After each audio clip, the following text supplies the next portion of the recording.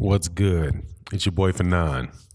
All right, man. I'm going to talk about this. I guess it's rumor slash confirmed that Manny Pacquiao and Floyd Mayweather are going to fight each other in December. I'm not sure what the date is going to be in December. I've heard two different dates. I'll let you guys check out other people's videos on that. But I want to share my thoughts with it and about it. Now, first, I knew that this fight was going to happen eventually. I did video. You can go back and check out my videos earlier. I said, man, this fight is going to happen. Manny Pacquiao, Floyd Mayweather Jr. is going to happen. There's too much money on the table for it not to happen. It's a fight where both of these guys will probably wind up making $100 million and the fight can happen. And if that's the case, they'll wait until they're not going to get in there and fight. Floyd Mayweather's not going to fight any, real challenging young welterweight. They're going to have another exhibition fight. And that's with Mayweather and Manny Pacquiao. Mayweather is basically it's an exhibition fight. It's an exhibition fight that people are going to pay a lot of money to see. I'm not going to pay for it. I'll be streaming it because I don't want to pay. I don't want to give my pay-per-view money to this type of thing, man. But I don't fault at the same time. I don't fault Manny Mayweather for doing it. And I don't fault Manny Pacquiao for doing it. The fact that it's a relevant fight is the fault of these young fighters that will not fight one, that for whatever reason talk and make the regular fan believe that there's a chance that they might not fight one another. And we have a bunch of people who are happy, a bunch of younger fighters that are younger than Mayweather and Pacquiao, a bunch of guys who all kind of are happy with the money that they're making. And it seems to me don't want to take the chances necessary to be the guy that can demand the type of paydays and the type of attention that Floyd Mayweather Jr. and Manny Pacquiao can command. Now, before I go into that, thank you for everybody for tuning into the channel. I haven't said this in the last couple of videos, so I want to make sure that I thank the people that donate to the channel on Venmo, Patreon, and the Super Chats. Thank you very much for supporting the channel. If you guys are not subscribed, please subscribe and hit the bell icon, and also look out for the Super Chat Challenge that we're going to do on 78 Sports TV's channel when he comes back. But look, hey, I get tired of being negative so often about boxing. And 2017 was such a great year for boxing. In 2019, man, 2017 was a great year for boxing. 2018, not so much. Now, we have one guy, in my opinion, one guy, maybe two with Tyson Fury, but definitely one guy in Deontay Wilder that really is actively trying to prove that he is the best fighter in his division by trying to become the undisputed champion in boxing.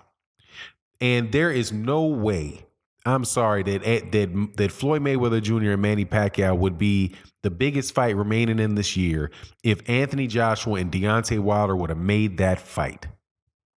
The fight for for undisputed heavyweight championship in the world did not get made because of people talking about letting the fight build for multiple years. Other people, whatever reason, somebody's coach telling me he's not ready, all this other type of nonsense, man. You got people and, man, I made a video yesterday. I got a lot of flack about it, about having Canelo Alvarez be the number one pound for pound fighter in the world. And the reason that I said he was is because this dude this guy, even though he does need to fight the Charlos, I understand him needing to fight the Charlos. I agree. I know he tested positive for Clenbuterol. There's none of the stuff that has happened with Canelo Alvarez. He lost to Trout. He could have lost to Trout. I had him losing to Trout. I had him losing to Lara. Right? He fought at middleweight. Because all that stuff I know about. But damn it, the dude will fight somebody. He will actually fight somebody. He fought Gennady Golovkin. He could have sat there and said he wasn't ready for Gennady Golovkin. He didn't have to take the rematch. The dude probably made more money fighting Julio Cesar Chavez Jr. than all these other dudes will make combined. And he still fought Gennady Golovkin. He didn't have to fight Gennady Golovkin. He could have claimed that he was the A side and that he wanted 90% of the purse to 10% of the purse and sat on his ass for a year and a half waiting for that to happen because he had a chance to lose. There was a chance that Canelo Alvarez could have lost that fight. But he took the fight. And he fought in an entirely different style than he usually fights just to challenge the dude. He showed me that the dude's got heart.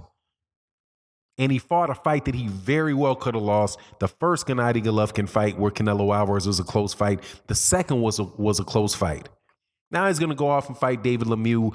You know, if he does that for one fight, I ain't going to nag about it because I have full faith that Canelo Alvarez will jump out there and fight somebody else. Because there's nothing shown to me as far as established names, established fighters, that he won't fight them. He didn't fight the Charles at 154 pounds. The Charlos were up-and-coming fighters the same age as him. At this point in time, he needs to fight Jermall Charlo. And I hope he'll do it. But as far as Keith Thurman goes and Sean Porter goes and Terrence Crawford goes and Mikey Garcia goes and Anthony Joshua goes and all these other people that want to call themselves fucking superstars, they're not willing to do it. You got Mikey Garcia, who's got a unification fight right there with Vasily Lomachenko, acting like, yo, maybe I will, maybe I won't. You know, maybe I'll fight Pacquiao, maybe I won't. You know, I really want Errol Spence, 2 weight classes up because that's the biggest challenge. Even though you ain't never been in that weight class before. You got unification to be the undisputed champion right there at 140, right there at 135 pounds. Cat's playing around. I mean, but I'm off my point a little bit. All these guys are good fighters, but it seems like only one person, two, I mean, even Errol Spence saying that Terrence Crawford was on the other side of the street. I got to admit, I did not like the phrasing of that. As realistic as that is, but Terrence Crawford is the one that chose to fight, to sign with Top Rank, knowing perfectly well that he was going to, man, he's fighting Jose Benavidez, man. He's fighting Jose Benavidez. And that is not a mandatory defense. That's a voluntary defense against Jose Benavidez. And they act and sound like they're happy with the big paychecks they're getting. But that's all fine and good. But that's what's holding the sport back, man. There's no reason in the world that the biggest fight in boxing should be between two. I mean, come on, man. This is like a Legends exhibition fight, man. This is like the NBA. It's like when the NBA used to have, during the All-Star game, they used to have the Legends play, man. You see Dr. J running up down the court with guys like, guys have been retired 15 years. And that's bigger than the All-Star game. That's bigger than the NBA Finals. These guys have got to be the unified. Somebody needs to try to be the unified, just the undisputed champion in a weight division. Clear out all the competition. And when you clear out all the competition, then everybody will look at you without a question that you're the man. Floyd Mayweather Jr. got to the position that Floyd Mayweather Jr. is after he beat guys like Jose Luis Castillo, Diego Corrales, Ricky Hatton. Even people thought he could beat Arturo Gatti. He fought Oscar De La Hoya. He fought Shane Mosley. He fought Miguel Cotto. He fought all these guys are Hall of Fame fighters. None of these young guys coming up have beaten a single Hall of Fame quality fighter, younger or older. Keith Thurman is probably the closest if you think that Danny Garcia and Sean Porter can wind up in the Hall of Fame. But other than that, that's it. Nobody, who else has that? Anthony Joshua beat basically a retired heavyweight in Vladimir. I guess Anthony Joshua has that. And you see what Anthony Joshua got for fighting Vladimir Klitschko. He got an immediate bump that made him, everybody's on love with him. Then what did he do right after that? Refused to fight Deontay. He did something that made sense in unifying with Joseph Parker. But then won't fight Deontay Wilder, won't cross the finish line because he needs to be, realistic about the money he's trying to make. And Rod McCracken doesn't think that's the time yet. And his profile's not big enough. And, all of that type of crap, man. Meanwhile, you have Floyd Mayweather Jr. laughing all the way to the bank. laughing all the way to the bank. In 2017, he had the biggest fight of the year, beating a dude who had never picked up a pair of gloves. I mean, the dude had never been in a boxing ring before, maybe a couple amateur fights I heard. And Conor McGregor made more money in a boxing ring than any other boxer had, probably in their career. He probably made more money. Conor McGregor probably made more money in an exhibition fight against Floyd Mayweather Jr. than any other boxer active other than Manny Pacquiao had made in their entire career.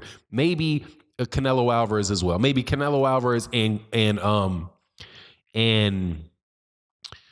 Manny Pacquiao have made in their career as much money as Conor McGregor made for a exhibition mismatch.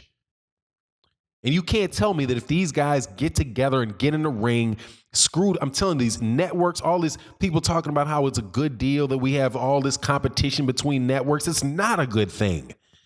That's one more person, 2 more, 3 more, 5 more, 10 more people standing in the way of a fight happening.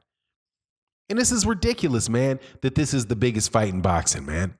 It's absolutely ridiculous. Like Blood Boxing said, a retro boxing documentary channel said, formerly known as Blood Boxing, said, you might as well start pulling these legends out and having them fight each other with headgear, man.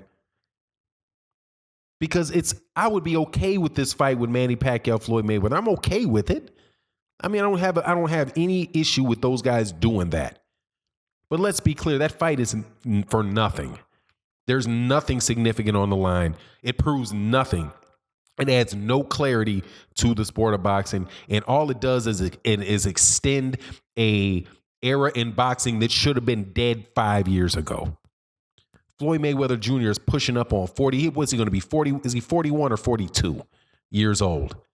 Manny Pacquiao, 40 years old.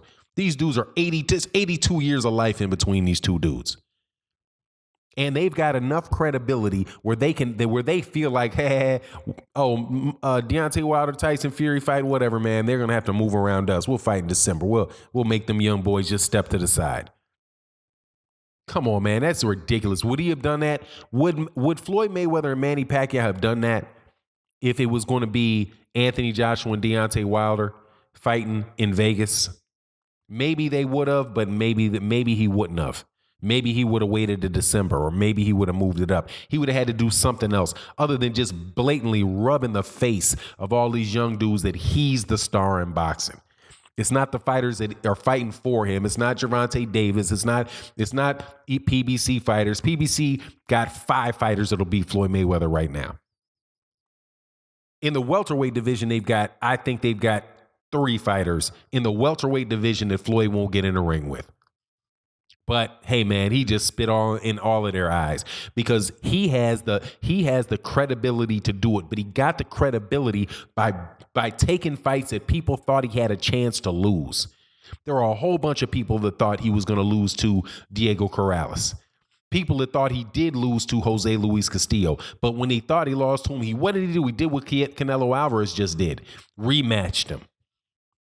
There's no reason why there can't be a young American superstar in boxing right now. But the problem is that everybody wants to be, they're okay. They would rather be like, I'm not trying to I don't even know what's going through their head. They figure, I'll just fight. Hey, I'm making $2 million a year, man. I eat the rest of my life. I don't need all that. But anyway, it is what it is, man. I wish these guys would fight each other. I did do the video about Canelo Alvarez being pound for pound, and it's basically on this. It's on the fact that he's fought people.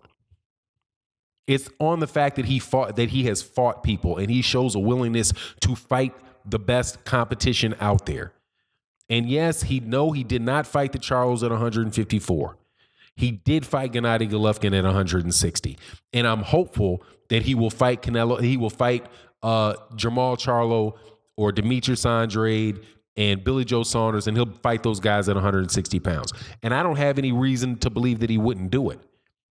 I don't, because he doesn't talk like he's a prima donna. Though I don't speak Spanish, I've never heard him talk like he's some superstar prima donna dude. He gave up money. Gave Gennady Golovkin way more money for that fight than he had to have. He could have went and fought somebody else in charge for a pay-per-view fight and didn't have any chance at all of losing. But he didn't do it, and I'm going to give the dude credit for that. I wish these other young dudes would do that. Terrence Crawford's fight is not going to be that. Jose Benavidez, he can be a better all-around fighter than Canelo Alvarez. He can be the best skilled, most talented fighter in the world. I have no problem with people believing that's the case. But Felix Diaz, Julius Ndungo, Jeff Horn, and Jose Benavidez are not going to convince me, is not going to do it for me.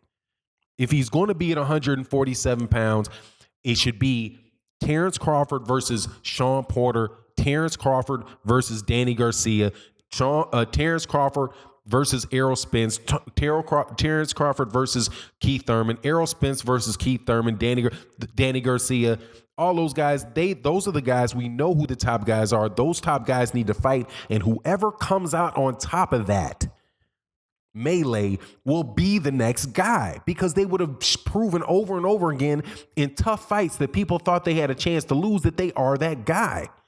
And we won't have to be sitting here wondering. People won't even care about Floyd Mayweather Jr. fighting next, because he's not the best fighter. And people that think he is the best fighter, come on, man, you're being delusional. He's 42 years old. He's not beating. I don't think he's beating Terrence Crawford right now. I don't think he's beating Errol Spence right now. I think he'd have his life and death with Sean Porter right now, because his time is over. But none of these young dudes want to get in the ring together and prove who really is the next dude. So it is what it is, and that's my opinion. And hey, man, y'all can some of y'all don't like what I got to say. I'm sorry. But these dudes none of these dudes' resumes are like that. None of them. Anyway, with that, I'm out. Peace.